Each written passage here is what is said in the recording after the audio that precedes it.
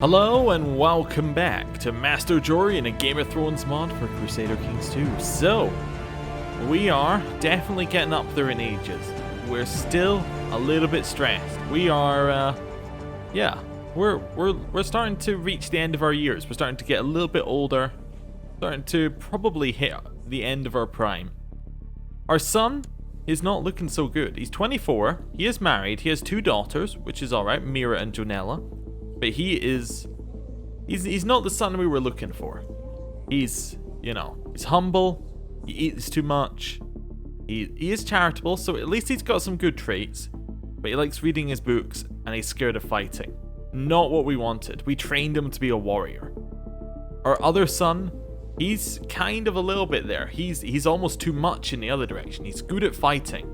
He's very good at it. He became a knight, but he's too ruthless. He is fun to be around, but he's inherited our anger. It's not a good place to be. Both of our sons are humble. Are we humble? No, so somehow they both managed to get that trait. Interesting. Our daughter, content with her place, honourable, a little bit of a glutton, but friendly. Yeah, nothing too wrong.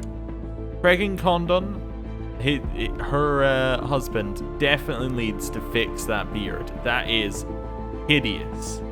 Absolutely hideous. Anyway, and then our other 2 daughters are about to come of age, so we'll see what's up with them. So unpause and let things go. After arriving in White Harbour for the first day of the tourney began in earnest. You tilt against many lesser knights throughout the day, most of whom you unhorsed easily. Now, in the coming days, the final rounds of the list begin, and the opposition shall surely be more fierce. We're not going to place a bet, but let's have a look here. So, we have Lord Paramount Eddard. That's probably the biggest one there. Sir Roderick Cassel is also in this one. Roderick Forrester. Okay. Sir Rob. Whoever Sir Rob is. Theon Umber. Okay. Some people we've seen before. Already my horse. The Tourney Herald announces the competitors of the next joust. You've been drawn against Sir Roderick Cassel. You mount your charge, take a lance from your squire, and ride to the end of the list, as Sir Roderick does likewise. Then, on cue, the horses break into a gallop. Alright, Roderick, our uncle, he is old now and has cancer. He is unlikely to win. Steady. We close in, we see an opening, we hit him. Took the full force of our lance but sent reeling, and only managed a glancing blow upon our own armour. He almost fell off, but he did manage to stay on his horse. We close in, we see another opening, and we collide fiercely, both lances shattering in a hail of splinters. We both ride on, still a horse to the other end of the list to take a new lance from a squire. Roderick is now bleeding profusely from a wound. He urges his mount for another charge regardless. Oh, he's going out in a blaze of glory. He's wounded, he has cancer, he's older. Alright, new tilt. And we see an opening. We hit him with the lance, set him reeling, and he almost fell off, but he stayed on his horse. We see another chance, and took the full force and was sent reeling, but did not fall off of his horse. He's on it so long, another joust started. Okay, and ended. Master Hellman of Torrens Square, my friend, won his joust. Our opponent got the better of us. The blow from Sir Roderick's lance sent us reeling, but we are ready to go. We're still going. He got the better of us again. The Tourney Herald announces the competitors of the next joust. It's so long the joust has restarted. We see an opening. He took the full force and he didn't fall off. We're still going. He took the full force and he did not fall off. We see another opening. This time, we hit him right in the center of his breastplate, causing our lance to shatter into 1,000 pieces as he is sent flying from the saddle. The crowd gives a great cheer at our victory. It was a relief to see that Sir Roderick is unharmed. Well, apart from the wound he got earlier, but a fine hit. That was a really good joust. Good job, Sir Roderick. Oh, he's the Justiciar of Spearmouth, Sworn Shield, and a commander. Wow. Okay. Next joust, we've been drawn against Theon Umber. Okay. We're ready. Is he better than us? Oh, wow. He's so much better. Steady. We saw an opening. We struck him in the middle of his breastplate and knocked him down straight away. We have been declared the winner. Victory is mine. I've defeated all who stood before me. No one is capable of unhorsing me from my fine mount. I've claimed the winner's purse and the adulation of the gallery. Somebody must have knocked out, yeah, Lord Paramount Eddard a little bit earlier. Okay. Now, with our money that we have got from that, we can finally afford a castle town of our own. Way to make a little bit of money here. Lady Winfred's tourney is finally over. It is now time to ride home, having competed gamely in the list. Good. Oh, that's Lord Clay has just been released from prison. He's definitely not in a great spot, is he? He is definitely very dishonorable. We'll reset that. Occasionally, if you say no, resetting it gives it a chance to fire again. Oh, we have a grandson named Jory. Oh, very nice, Desmond. Good name. I approve of it. Jory, what's his education going to be? Well, let's do it from Desmond's point of view, okay? Jory, though Desmond was very much focused into martial, and it was not the route he wanted to go down. How's he going to educate his son? Groomed for rulership, maybe, by councillors and noblemen? That's a little bit different. Yeah, we'll do that one. A little bit of a different tact. Van Yongar Overton received Skull of Julnald because he has also now inherited the lordship of Overton. Okay. Yeah, we cannot let that stand at all. We could try and get a claim on it if possible, although he is currently underneath the dead fort, so it may be a longer term goal. Okay. Well, let's keep going. You awaken to find your skin changer, Harrion, in the stocks, and your wife standing guard, sitting on the steps to the keep and calmly eating an apple. Can you believe, she says, he actually tried to seduce me? Nobody could steal a woman as loyal as you, Daisy. We've become bitter rivals with Harrion. Or Harrion. Master Jory, a great melee in the northern tradition is to be held in Winterfell. Of course we're going. But also, we can now righteously imprison... Oh, why can we imprison our son? Oh, he's trying to become Master at Arms? I'm not going to imprison him for that. That one's reasonable. Where's Harrion? Where is he? Can we not imprison him? We could ask him to leave. Possibly. We're not allowed to imprison him, huh? Well, we'll just have to keep an eye on him. See what happens.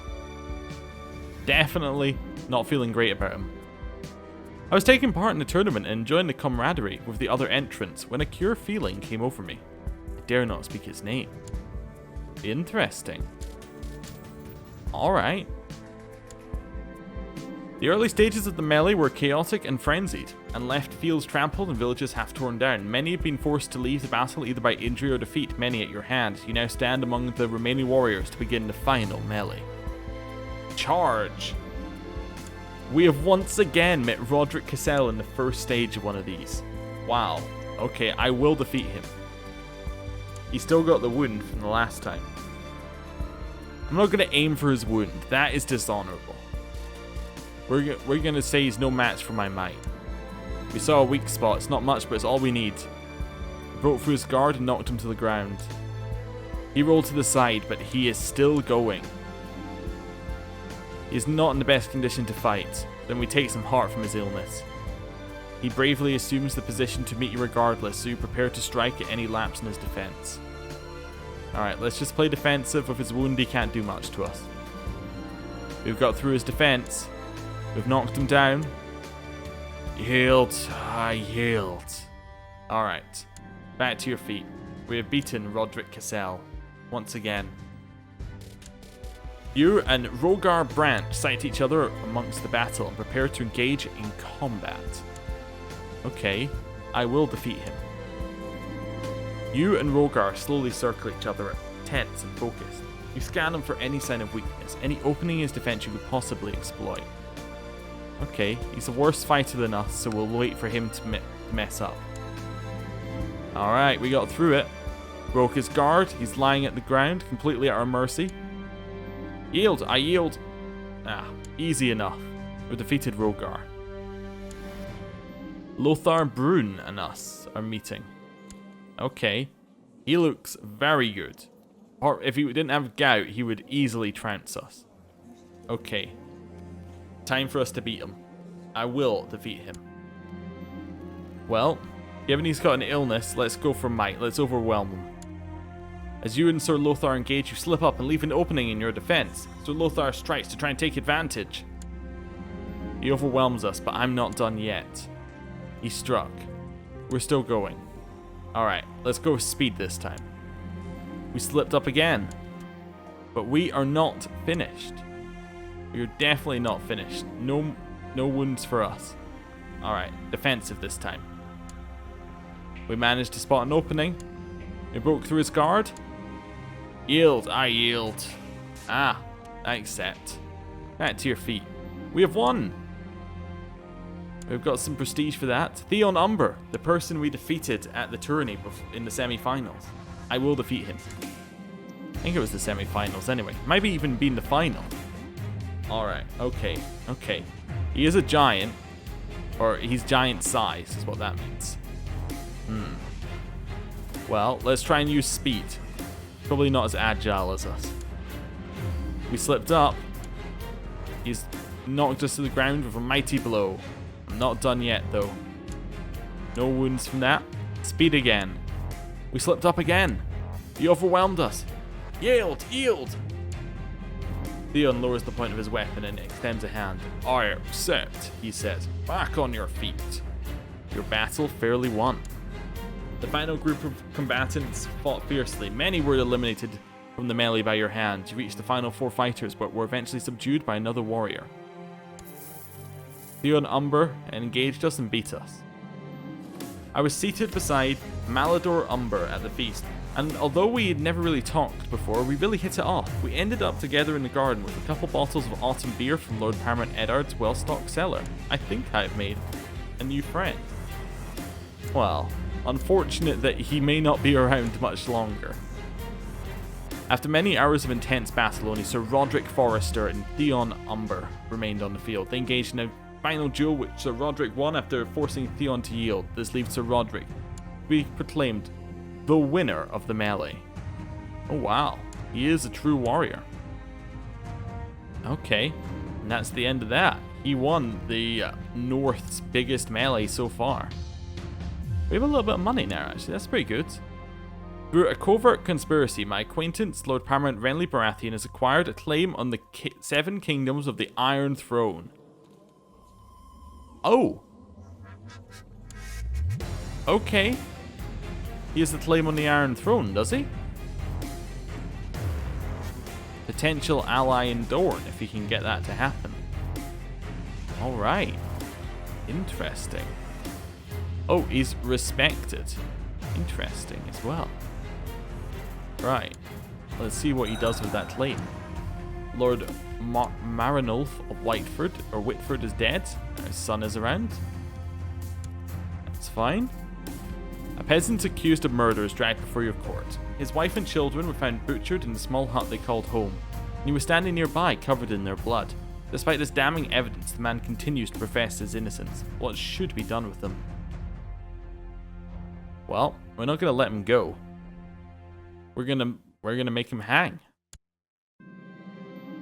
When the hot cautery touched the open wound, I couldn't hold the scream back. I cursed the doctor, who only laughed and told me to take it easy and not pick at the wound. Why I oughta. We gained a wound. Okay, another one. My acquaintance died, clutching at her heart. She was married to Lord Donald Locke. Well, unfortunately, I don't think we can... Well, oh no, we're not... No, that would risk death is what that says now. No, we're brave. We're definitely going if it's a matter of bravery. Yeah. I'll go improve my strength. My dear friend, I wish to give you the honor of sending my child Shona to you in King's Courts, making her your ward. I can think of none better to teach her and nurture her into a good woman. Your loyal friend, Master Hellman. Well, of course we'll take Shona Tallheart as our ward. Yeah. Of course. Not even a second thought. Okay. Jon of Sea Dragon Point, so that's Lord Jon Snow, or Jon Nobley, as his name ended up being. He has just been, well, how did he die? He died of the flu. Okay, depressed with the flu. Now his son Eddard has taken over. Okay, interesting. 4 years old. My lord, news from Cassel Rock of a trial by combat. Lord Adam Marbrand demanded trial by combat from his captor, Lord Paramount Tyrion Lannister, but was slayed at the hands of his opponent, Sir Sandor Clegane, the Hound. Oh. Oh, okay, so the Hound's working for Tyrion on this one. Interesting. The Hound always landed? I guess so. Okay. Interesting. Shona has become a poor fighter. Now that I think about it, there is a way we can check. History? Ah, no, he wasn't always landed. He inherited from Gregor the Mountain That Rides when he died of rabies. Oh, okay. Interesting. The melee had finally begun, but oh, okay. The melee had finally begun with all warriors assembling in the fighting fields to begin the battle. You hold your own for a while, but eventually forced to yield by another competitor. You're eliminated from the melee, leaving the battle bruised and defeated. I will honor myself next time. We have a grandson named Gawain. Okay, so how's Kaelin Cassel gonna educate our grandson? He also was not great in his education, but he's taken up more of that side of things. I don't know. What are we thinking? I'm thinking probably struggle. That seems like probably the, that seems like the most likely one for him. Yeah, let's go with that. Slightly different ways of doing things. Asher Forrester and Luton Flint sighted each other and engaged in combat. After a fierce duel, Asher prevailed, forcing Luton to yield. Alright, cool. They married to Bethany Ashwood. Ah, cool. Okay, it's only Theon Umber and Asher Forrester. And Theon won. He is a true warrior. Okay. The realm is in a state of war. The Iron Throne is embroiled in a great conflict. I've committed my loyalty to my liege lord who is supporting the throne. The Iron Throne Stepstone's War of Emancipation. Oh, we've declared on the Stepstones. In order to rid them of slavery. The Pirate King Denzo we're getting rid of now. Oh, that seems like a good cause. Can we join our liege? No. Okay. We will merely get to watch.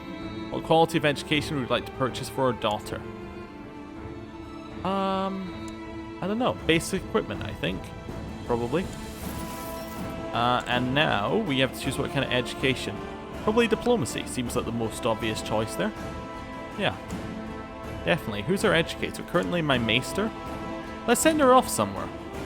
So she is getting a diplomacy education. Let's see. Let's check out on the use. We have Lady Caitlin Stark, who definitely could give her an education. Yeah. We have our other friends as well, though, now. We have Master Hellman. There's Lady Case, who's not so good at that. Okay. We also have Malador Umber, whose wife is not so good at that, and he is also not so good at that.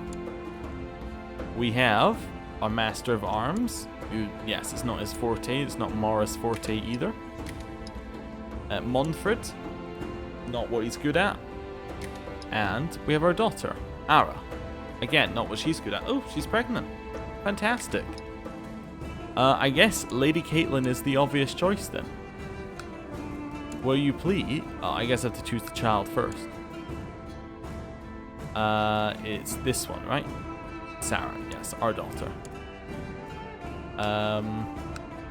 Caitlin, will you please educate my daughter? Yes. We do still have that favor from our liege, and we can ask our liege to press claims for someone else, can't we? If he's at peace... Oh, it has to be our claim, so we have to right-click on ourselves and like press claim, but we don't have a... Okay, I understand that now. Our Carhold melee, it was a fine spectacle. Okay. My dear friend, wisdom and mercy are legendary. I gladly accept your guardianship contract between Sarah and Lady Paramount Caitlin. Great. I just wanted to see what was going on down here with the war. Our castle town has been built. Fantastic. We're going to earn a little bit more money now. Not that much more, but a little bit. Can we build another one? What do we need for the next castle town? Is it patrol posts? Yeah. Well, no, not that one. Not training grounds. What's up here? We need 180.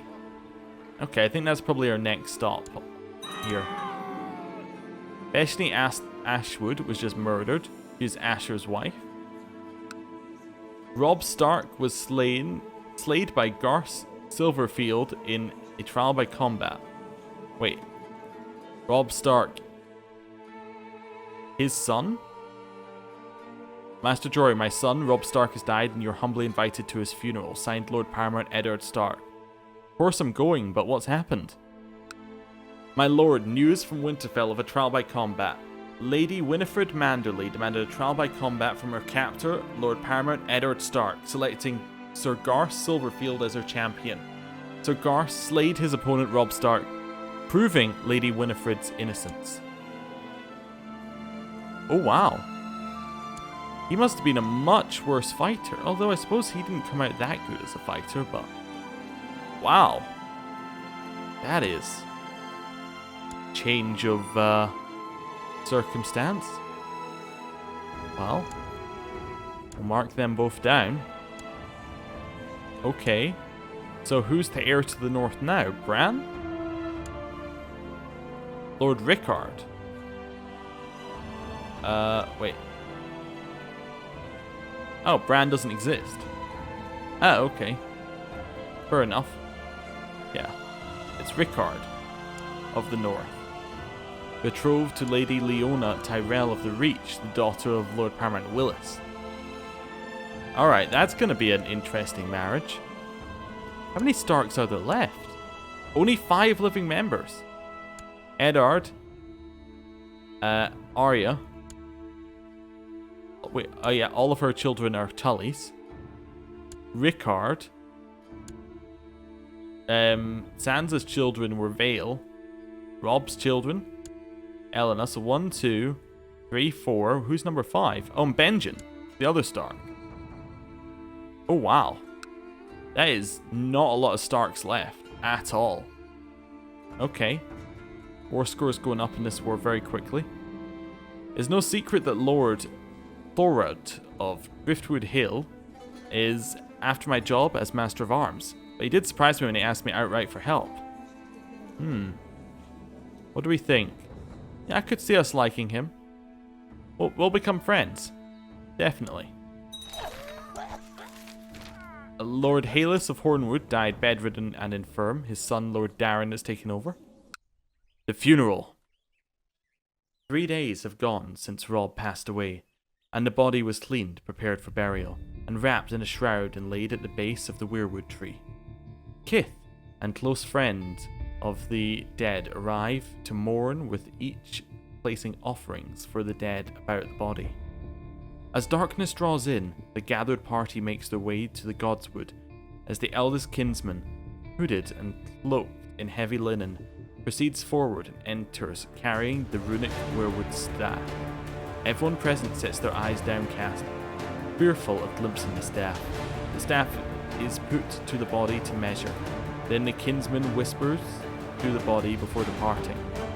As soon as the ritual is concluded, those closest to the dead gather up the body and carry it to the grave, where they offer their final farewells.